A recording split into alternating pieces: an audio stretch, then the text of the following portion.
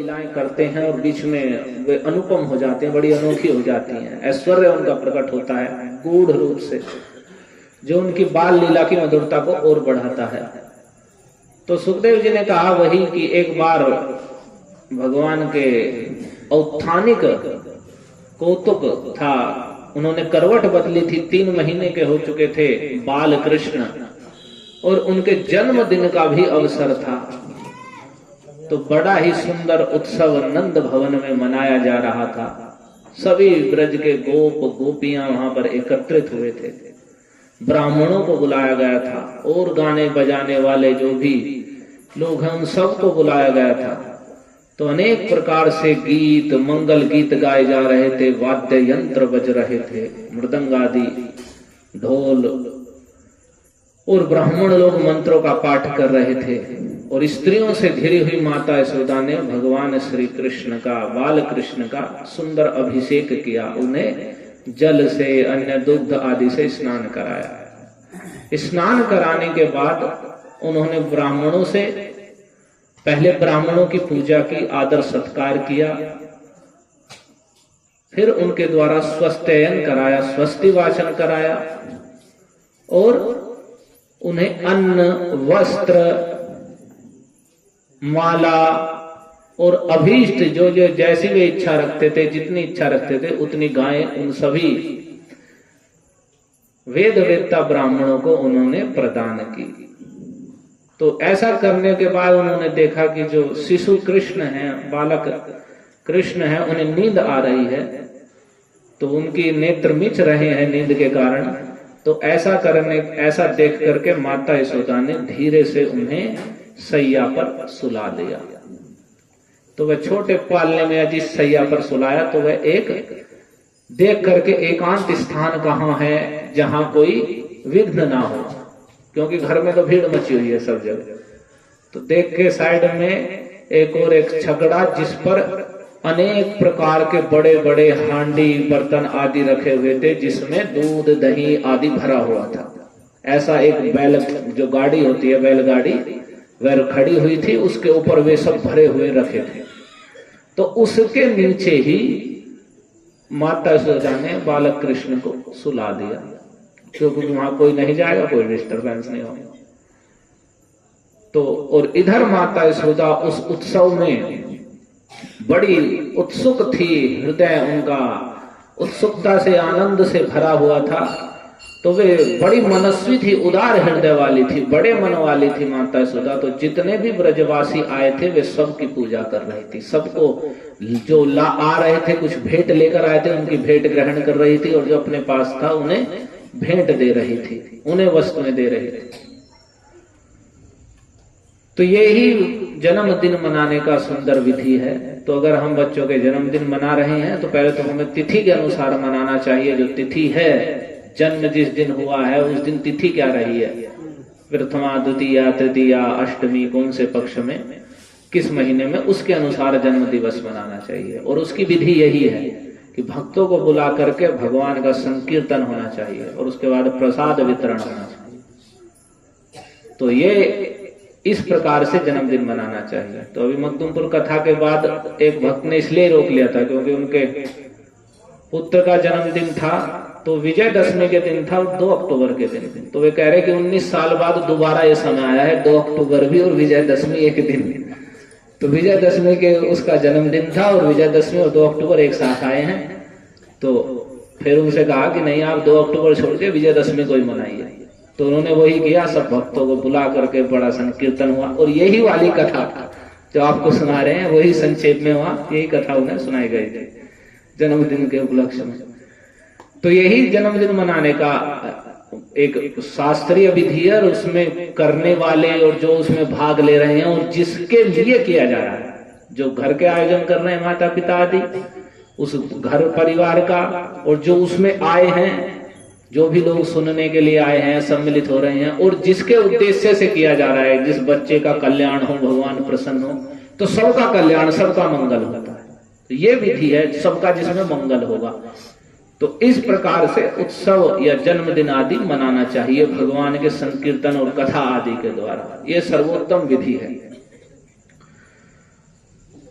तो जब ऐसी माता यशोदा बड़े उदार मन से सभी ब्रजवासियों की उन्हें भेंट दे करके उनकी आदर सत्कार कर रही थी, तो उधर बालक कृष्ण जो उसके नीचे सोए हुए थे उनकी आंखें खुली, क्योंकि वो थक गए थे, स्नान आदि कराया गया, बालक हैं, बाल लीला कर रहे हैं, तो उसी हिसाब से वे थक गए थे।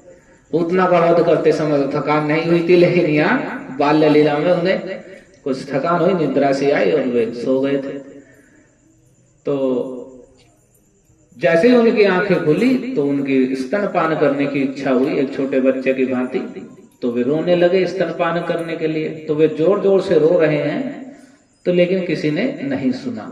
कुछ बच्चे थे वहां पास में छोटे छोटे जो देख रहे थे, लेकिन माता यशोदा यहाँ कह रहे हैं कि वे नैवा सुनोद, उन्होंने बिल्कुल भी नहीं सुना, उनका ध्यान ही नहीं गया कि बच्चे के रोने की माता यशोदा का। तो वे अपने पुत्र के रोने की आवाज को नहीं सुन सकी।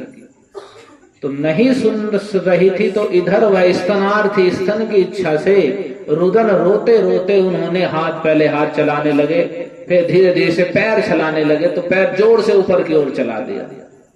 तो जैसे ही उन्होंने पैर ऊपर की ओर चलाया तो कह रहे अधः शयानस्य शिशोरनोल्पका प्रद्वाल मृद्वंघ्रिहतं व्यवर्तत विध्वस्तनानारसकुप्यभाजनं व्यत्यस्त चक्राक्ष विभिन्न कुवरम।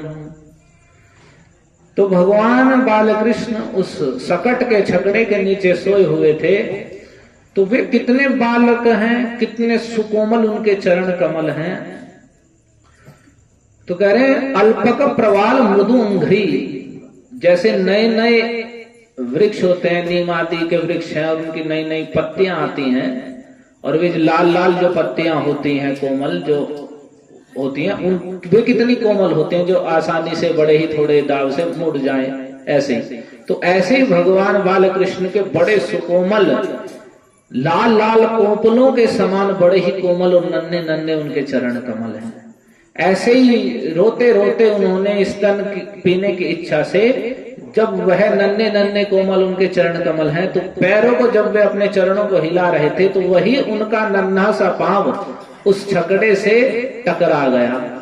और जैसे ही उनका वह सुकोमल नन्हा सा जो कोपल के पेड़ जो वृक्षों की कोपले होती हैं उनके समान कोमल लाल लाल उनका चरण है, जैसे ही उनसे टकराया वह सुकोमल चरण, तो वह विशाल जो छकड़ा था वह उलट गया, पलट गया वह। और उस छकड़े पर जितने दूध दही आदि रसों से भरी विध्वस्त नाना रसकुप्य भाजनम, जितने भी भाजन बर्तन रखे हुए थे जो अनेक रसों से, दूध से, दही से और दूसरी दूसरी चीजों से भरे हुए थे, वे सब के सब ध्वस्त हो गए, बिखर गए, फूट फाट गए। और इतना ही नहीं, व्यस्त चक्राक्ष विभिन्न कुबरम, और जो सकट था, जो बैलगाड़ी थी, उसके पहिए इधर उधर बिखर गए, फैल गए, और धुरा भी अस्त व्यस्त हो गया, अक्ष यानी धुरी भी फूट गई। और कह रहे विभिन्न कुबरम, और उसका जुआ था वह भी टूट फूट गया, बिखर गया, फट गया। उन बालक कृष्ण के जो नई नई कोपलों के समान सुंदर सुकोमल चरण कमल हैं, वह रोते रोते अचानक पैर उस विशाल छकड़े से, जिसके ऊपर इतना रखा हुआ है, इतना भार रखा हुआ है, खाली नहीं है, वह सब पलट के वहां जाके पड़ा। उसके जितने बर्तन थे फूट फाट गए, सब पहिए वहिए सब तितर बितर हो गए, धुरा उड़ा टूट गया, जो जुआ था वह फट गया, टूट फूट गया, विभिन्न कुबरम सब। तो ये तो बड़ी अचानक घटना हो गई। यहाँ उत्सव मनाया जा रहा है और अचानक इतना बड़ा छकड़ा, और जिस पर बड़े उसमें सभी उत्सव के लिए इतना सामान रखा गया है, और वो जाके वहां पड़े और बिखर जाए, टूट फूट जाए सब। तो ऐसा देखकर तो बड़ा आश्चर्य चकित हुए सभी लोग। दृष्ट्वा यशोदा प्रमुखा व्रज स्त्रिय औत्थानिके कर्मणिया समागता नंदादयश्चाद्भुत दर्शनाकुला कथम स्वयं वै सकटम विपर्यगात्। वह औत्थानिक कर्म था, यानी भगवान के करवट बदलने का उत्सव था। तो उसमें यशोदा प्रमुखा, यशोदा माता, रोहिणी आदि जो प्रमुख हैं, और उनके साथ जितनी भी स्त्रियां हैं जो भी वहां पर गोपियां आई हुई थी उस उत्सव में सम्मिलित होने के लिए, और नंदादय और नंद आदि गोप, नंद बाबा और अन्य जो उपनंद आदि गोप हैं, सबके सब इस अद्भुत घटना को देखकर, इस विचित्र घटना को देखकर व्याकुल हो गए, बड़े व्याकुल हो गए कि ये अचानक इतना सुंदर उत्सव चल रहा है और ऐसी अद्भुत अनोखी ये घटना, विचित्र घटना कैसे हो गई। सबके सब बड़े व्याकुल हो गए, ऐसा कैसे हो गया। और आपस में सब कहने लगे, आपस में बोलने लगे, कथम स्वयं वही सकटम विपर्यगात, अरे यह क्या हो गया। यह इतना विशाल जो छकड़ा सकट है, बैलगाड़ी है, ये अपने आप कैसे पलट गया। कोई व्यक्ति इधर उधर तो आता दिखाई नहीं दिया, इतना बड़ा वो कोई सांड ने टक्कर मार दी हो, कोई बड़ा बलिष्ठ पहलवान आया हो, उसने उठा के पटक दिया हो, कोई लड़ाई झगड़ा हो गया हो, तो ऐसा तो कुछ भी नहीं हुआ। लेकिन फिर भी ये जो है विशाल जो सकट है ये उलट के जा पड़ा और सारे बर्तन फूट गए। तो वे आपस में चर्चा करने लगे, कैसा हो गया, अचानक ऐसी घटना कैसे हो गई। तो जब वे आपस में चर्चा कर रहे थे कि ये कैसे हुआ, कैसे हुआ, ये कैसे हुआ, तो वे निश्चय नहीं कर पा रहे थे, खोजने लगे, इधर उधर ढूंढने लगे, ये कैसे घटना हो गई अचानक। क्योंकि कुछ भी यहाँ हो जाए, धूम धड़ाके की आवाज हो जाए, तो जाके देखेंगे ना कि किस कारण से हुआ है। तो वे सब आपस में ऐसा चर्चा कर रहे थे। ऊंचू रब व्यवसित मतीन गोपाल गोपीश चवाल का, सारी गोपियां आपस में, जितनी स्त्रियां थी और जितने गोप थे, यही आपस में चर्चा करने लगे। अब यही विषय हो गया कि ये आखिर किस कारण से सकट पलट गया। लेकिन वे कोई भी निश्चय नहीं कर पाए, क्या कारण हुआ, क्या आंधी तूफान नहीं आया, कुछ भी तो नहीं हुआ। कोई बड़ी आंधी तूफान आए पलट जाए तो बात है, कुछ भी तो नहीं हुआ, ये कैसे हो गया।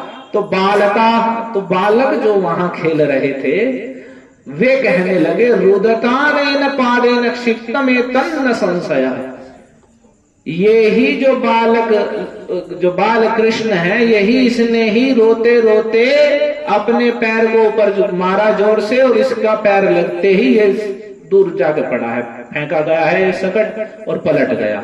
रोते रोते इसने ही पैर चलाया और इसका पैर लगने से ही ये इसके पैर की ठोकर से उलट गया है। एतन न संशय, इसमें कोई संशय नहीं है। आप ये में सोचो, अरे ऐसे कैसा हो सकता है। उन्होंने कहा सब बच्चों ने कि कोई संशय नहीं है, आप इधर उधर मत देखो, इसने ही रोते रोते पैर मारा, उसके पैर की ठोकर लगी और वहां जाके पड़ा है, सब दिखाई दे। तो उन बच्चों ने साफ साफ ये बात बताई। लेकिन न श्रद्धा धीरे गोपा पाल भाषित मृत्युता, लेकिन वे गोप तो बड़े व्यक्ति हैं, ऐसी ये कैसे हो सकता है। इतने नई नई कोपलों के समान सुकोमल चरण कमल वाला एक बालक, छोटा सा शिशु, और इतना विशाल झगड़ा और पैर मारकर पलट दे और सब टूट फूट जाए, तो ये कुछ विश्वास करने योग्य बात है। तो जैसे कोई सामान्य व्यक्ति विश्वास नहीं करेगा, ऐसे उन्हें विश्वास नहीं हुआ। उन गोपों ने उन बालकों की, उन्हें बालकों बाल भाषित है, तो बालक हैं, इन्हें कुछ नहीं पता है, इनमें कहाँ इतनी बुद्धि है समझने की। तो ये तो बालकों की बात है, कुछ भी बोलते हैं। तो बालकों की बात मानकर उन्होंने उस बात पर विश्वास नहीं किया कि हाँ ऐसा हो गया है, हो सकता है इसका ही पैर लगने से पलट गया। लेकिन फिर भी उन्होंने उनके बालकों की बात मान के उसका विश्वास नहीं किया। तो यहाँ सुखदेव जी कह रहे हैं, अप्रमेयम बलम तस्य बालकस्य तनवे न ते विदु, क्योंकि वे सब गोप लोग, ठीक ही है, क्योंकि वे सब गोप लोग नहीं जानते थे कि वह जो बालक है, वह छोटा सा जो बालक है, उसका अप्रमेय बल है।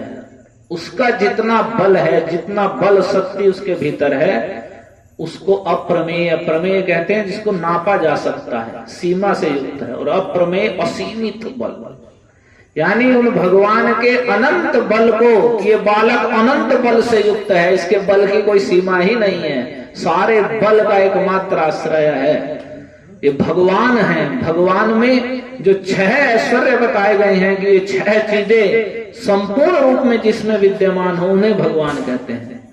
तो उनमें से एक ऐश्वर्य से समग्रस्य वीर्यस्य यशस्श्रिय, तो उसमें बल मुख्य है, जो संपूर्ण बल के एकमात्र आश्रय है। तो वे सब गोप लोग नहीं जानते थे कि इस बालक का अनंत बल है, इस कारण से, क्योंकि वे जानते नहीं थे, वे तो उन्हें अंदर अत्यंत सुंदर और मनोहर रूप वाले और मनोहर चेष्टा करने वाले एक गोप बालक ही समझ रहे थे, उनका स्नेह था। तो इस कारण से उन्होंने उन बालकों की बात पर विश्वास नहीं किया और उन्होंने यही सोचा कि ये तो कुछ ना कुछ हो गया, कुछ ग्रह, कुछ भूत प्रेत या कुछ ना कुछ ऐसा हुआ है जिसके कारण ये ऐसा हुआ है, ऐसा तो संभव हो ही नहीं सकता। तो वो अब बात आती है कि आखिर भगवान ने उसे क्यों उलट दिया। तो इसमें रसपूर्ण विचार तो ऐसा है जो आचार्य लोग करते हैं कि भगवान संपूर्ण रसों के आश्रय हैं, सबके रसों का जो सर्वाधिक रस स्वरूप है स्वयं भगवान है। भगवान का नाम रूप गुण लीला संपूर्ण सब कुछ परम रसमय है। तो वे इसलिए वेद में कहा गया रसो वही सह रसम घेवायम लब्ध्वा आनंदी भवती, कि वे परम तत्व जो पर ब्रह्म है वे रस स्वरूप है, रसमय है, रस ही है वे, और उन्हीं रस को प्राप्त करके यह जीव परम आनंद को, वास्तविक आनंद को प्राप्त करता है। तो वे रस स्वरूप भगवान नीचे लौटे हुए हैं। तो भगवान ने सोचा कि सारे रसों का रस, सारे रसों का आधार मैं हूं और ये मेरे ऊपर कौन सा रस रख दिया है इन्होंने, तो मुझसे बढ़ के कौन सा रस हो सकता है। तो ऐसा सोच करके भगवान ने उसमें लात मार दी और सब सारा रस बिखर गया। और दूसरा कहते हैं कि जैसे भगवान की आंख खुली तो सारा उत्सव का केंद्र ही वे भगवान हैं, उनके लिए ही इतना बड़ा उत्सव मनाया जा रहा है। तो उन्हें भूख लगी दूध पीने की, लेकिन उनकी कोई आवाज को सुन नहीं रहा था। तो भगवान ने सोचा मेरे लिए उत्सव मनाया जा रहा है और मौज मस्ती ये सब कर रहे हैं, खा पी रहे हैं और ये आनंद में क्रीड़ा कर रहे हैं और मैं यहाँ भूखा हूं, मुझे दूध नहीं पिला रहे हैं। तो बहुत देर तक रोते रहे, जब नहीं सुना तो उन्होंने सोचा कि सबका ध्यान केंद्र मैं हूं और मुझे ही यहाँ सुला दिया इस झगड़े के नीचे, और मुझे ही भूल गए और आपस में ही सब आनंद मना रहे हैं, और जो मैं जिसके कारण उत्सव मनाया जा रहा है मुझे ऐसे एकांत में रख दिया है। तो सबका ध्यान अपनी ओर खींचने के लिए कैसे खींचे, तो पहले तो रोना प्रारंभ किया, लेकिन रोने की आवाज भी किसी ने नहीं सुनी। तो उन्होंने सोचा कि ऐसे नहीं मानेंगे। तो जैसे थोड़ा सा पैर लगा दिया तो लगाते वो झगड़ा उलट गया, तो सबका ध्यान कृष्ण की ओर हो गया। तो और दूसरा, ये तो रसमय कारण हुआ कि इस प्रकार से भगवान लीला विहारी हैं, तो इसलिए उन्होंने ऐसी लीला की। तो एक और उसमें घटना है कि जो हिरण्याक्ष था उसका एक पुत्र था उत्कच नाम का, उत्कच। तो वह उत्कच भी बड़ा बलवान था, और बड़ा बलवान होने के कारण असुर भय था ही। तो अगर जो असुर प्रकृति के लोग होते हैं जिन्हें कुछ बल मिल जाए, कुछ विद्या मिल जाए या धन संपत्ति मिल जाए, कोई पद मिल जाए, तो वे उसका क्या करते हैं, उसके द्वारा केवल वो अन्य जनों को पीड़ा प्रदान करते हैं। क्योंकि साधु में और असाधु में, दुष्ट में और साधु में यही अंतर बताया गया है कि विद्या विवादाय धनम मदाय शक्ति परेशान परिपीडनाय खलस्य। जो खल पुरुष हैं अगर उन्हें विद्या मिल जाए तो वे उसके द्वारा विवाद करते हैं। वो विद्या पढ़ने के लिए, अपने ज्ञान आदि के लिए नहीं, केवल विवाद करने। उनकी विद्या अगर उन्हें कुछ ज्ञान हुआ तो केवल विवाद करने के लिए। विद्या विवाद आय और धनम मदाय, और धन अगर प्राप्त हो जाए खल पुरुष को, दुष्ट पुरुष को, तो उनका मद बढ़ जाता है, नशा बढ़ जाता है, और अहंकार और घमंडी हो जाते हैं। और शक्ति परेशान परिपीडनाय, और यदि उन्हें कुछ शक्ति सामर्थ्य मिल जाए, बल मिल जाए या और पावर मिल जाए कुछ, तो वे केवल उसका प्रयोग दूसरों को पीड़ा देने के लिए, दूसरों को डराने, धमकाने और इन सब को, यानी अन्य जीवों को पीड़ित करने के लिए ही उसका प्रयोग करते हैं। यदि किसी को बल मिल गया तो बल के द्वारा दूसरे को पीड़ा देगा, मारेगा, पीटेगा, डराना धमकाना करेगा या लूट खसोट करेगा, जो भी। तो खल पुरुष के ये लक्षण होते हैं। यदि विद्या मिले तो विवाद करेगा, यदि धन मिल जाए तो घमंडी होकर के वो सबको नीचा दिखाने का प्रयास करेगा, दंभ करेगा, और यदि बल प्राप्त हो जाए तो उसके द्वारा अन्यों को पीड़ा देगा। तो खल पुरुष ऐसा करते हैं। जो साधु पुरुष होते हैं वे क्या, उनका क्या होता है इन कार्यों को, उनके पीछे तो खलस्य साधो विपरीतमेत, जो साधु पुरुष है उनका बिल्कुल विपरीत होता है। दान ज्ञानाय दानाय च रक्षणाय, उनकी विद्या ज्ञान के लिए होती है, अपने ज्ञानवर्धन के लिए, और जो अज्ञानी है उन्हें ज्ञान देने के लिए। साधु पुरुष को अगर विद्या प्राप्त हुई है तो वह स्वयं विद्या का लाभ लेता है, और अन्य जो नहीं जानते उन्हें ज्ञान प्रदान करता है। और दानाय, और यदि उनके पास धन है जो उन अपनी आवश्यकताओं से अधिक है तो वे उसका दान करते हैं, जिन्हें अभाव है, जिन्हें आवश्यकता है उसे देते हैं। तो उनका धन दान के लिए होता है, विद्या ज्ञान के लिए होती है। और दानाय ज्ञानाय ज्ञानाय दानाय च रक्षणाय, और यदि उनमें बल है, शक्ति सामर्थ्य है तो वह रक्षा के लिए होता है। जो निर्बल हैं, दुर्बल हैं, उनका रक्षा करने के लिए, जो दुष्ट लोग हैं उनसे रक्षा करने के लिए वे अपने बल शक्ति सामर्थ्य का प्रयोग करते हैं। तो ये अंतर है खल में और साधु पुरुष में।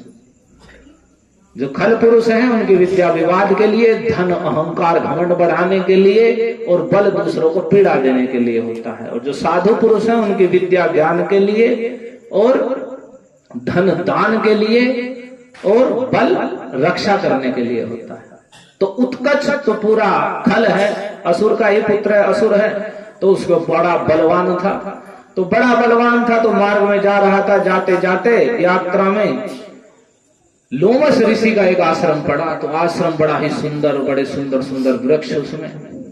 तो बस असुरों का कार्य है वृक्षों को काटना, तोड़ना, और जो प्राकृतिक वस्तुएं हैं उन्हें नष्ट करना। जैसे अभी असुरता कितनी बढ़ रही है कि दीपावली जैसा परम पावन उत्सव, जिसमें उत्सव ढोल लगाड़े बजने चाहिए, और उसे लोग ये धूम धड़ाका पटाखे फटका करके पूरे वातावरण को प्रदूषित करते हैं, जिसके दीपावली का जबकि उससे कुछ लेना देना नहीं है। पटाखों का दीपावली से कुछ भी लेना देना नहीं है। एक पाप कर्म पटाखे पटकाना, वायुमंडल को प्रदूषित करना। आप उसका धुआं, एक छोटा सा पटाखा पटकाइए और उसमें से धुआं उसका सूंघ के देखिए कैसा लगता है। तो होना तो चाहिए कि इतना सुंदर अगरू की सुगंध जैसे पूतना की दही जली थी, ऐसा वातावरण हो जाना चाहिए कि दीपावली के दिन इतनी सुगंधी और इतना उत्सव मनाया गया कि पूरा वातावरण में सुगंध आ रही है। लेकिन होगा क्या, उल्टा, कि दीपावली बनेगी तो पूरा वातावरण दूषित हो जाएगा, सांस लेने भी भारी हो जाएगा। और हम सोच रहे हैं कि हाँ लक्ष्मी जी आएंगे, फिर पटाखों की आवाज सुन के लक्ष्मी जी आएंगे घर में, वे आ भी रही हो तो देख के भाग जाएंगे कि यहाँ तो बम फूट रहे हैं। तो ये वास्तव में घोर पाप कर्म है। पटाखों का कोई लेना देना नहीं है दीपावली से, बल्कि ये तो बिना कारण के दुष्ट लोगों के वे इस प्रकार के उपद्रव, वायु प्रदूषण भी होता है, और मिलेच्छ लोग इन सब कार्यों को करते हैं पटाखे बनाने के, वो जो धन खर्च कर रहे हैं वे उन्हें लाभ होता है। तो अच्छा है, उतना धन जितना हम 2-4 हजार के पटाखे पटका रहे हैं, उन 2-4 हजार को आप दान करें, मंदिर में दान करिए, उतने तो उससे आपके कल्याण होगा। लेकिन वैसा नहीं करेंगे, वैसा बिल्कुल भी नहीं करेंगे, लेकिन पटाखों में जरूर फूंक देंगे सारे पैसे। तो असुरों का एक कार्य होता है, जो प्राकृतिक वस्तुएं हमें प्राप्त हैं, जल है, वायु है, पृथ्वी है, या वृक्ष आदि, उन सबको नष्ट करना, दूषित करना। तो वैसे ही उसने वृक्षों को देखा, आश्रम के वृक्षों को, बलवान था तो वृक्षों को उठा उठा के फेंके, पूरा आश्रम कुचल दिया, सारे वृक्ष उखाड़ कर फेंक दिए। तो वे तो लोमस ऋषि थे, तो उन्होंने देखा कि अच्छा इतना बल बढ़ गया है। तो लोमस ऋषि को क्रोध आ गया, और क्रोध में आकर के उन्होंने साप दे दिया कि तुझे बड़ा शरीर के बल का घमंड हो रहा है, तो जा तू शरीर से ही रहित हो जा, देह रहित हो जा, ना तेरा शरीर रहेगा ना बल चलेगा। तो लोमस ऋषि ने साप दे दिया, तू शरीर से रहित हो जा। तो जैसे उन्होंने सांप दिया, तो जैसे सांप दिया, तो जैसे सांप अपनी केंचुल को जो कांचली पहने रहता है उसे छोड़ देता है, वैसे ही देखते ही देखते उसका शरीर वैसे ही छूटने लगा। तो उसे तो पता चल गया, जो घमंड था 1 मिनट में दूर हो गया, और वह अपनी ऐसी अवस्था देख करके लोमस ऋषि के चरणों पर गिर पड़ा और प्रार्थना करने लगा कि आप तो ऋषि महात्मा हैं, आप तो कृपा सिंधु हैं, दयालु हैं, मुझ पर कृपा कीजिए, मैं आपका प्रभाव नहीं जानता था, मुझे मेरा शरीर लौटा दीजिए, मुझे क्षमा कर दीजिए। उन्होंने कहा नहीं, जो दुष्ट लोग होते हैं वे बिना दंड के कुछ मानते नहीं है, तो दुष्टों को दंड देना अत्यंत आवश्यक कार्य है, उसके द्वारा अन्य समाज को भी शिक्षा मिलती है। तो लोमस ऋषि जी ने कहा कि ठीक है, नहीं, शरीर तो तुम्हें प्राप्त होगा, अभी तुम ऐसे ही शरीर से रहित होकर रहो, उसके प्रार्थना करने पर लोमस जी प्रसन्न हुए। उन्होंने कहा कि ठीक है, तो अब ये तुम्हें सांप भी कुछ दिन तक झेलना होगा। कुछ दिन तक क्या मतलब, कितने हजारों वर्षों तक। और उसके बाद जब वैवस्वत मनवंतर में भगवान श्री कृष्ण आएंगे, ये मनवंतर चल रहा है, वैवस्वत मनवंतर। तो देखिए पहले मनवंतर की ये कथा है, ये वैवस्वत मनवंतर का 28वां कलयुग चल रहा है। तो जब वैवस्वत मनवंतर में भगवान श्री कृष्ण आएंगे तो उनके चरणों का स्पर्श होने से तेरी मुक्ति हो जाएगी, अर्थात तुझे अपना देह, या जो तू देह रहित अवस्था में है, इससे मुक्त हो जाएगा। तो वही असुर देह से रहित था, तो दिखता तो नहीं था, वही उस छकड़े पर आकर बैठ गया था।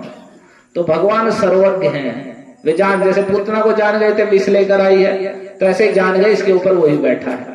तो उसका उद्धार करना है, महात्मा ने कह दिया है।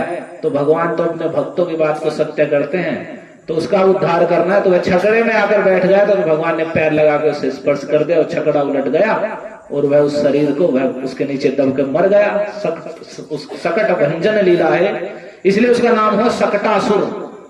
तो वह सकटासुर वहां उसके उलटने से मारा गया, भगवान के चरणों के स्पर्श से उसका उद्धार हो गया।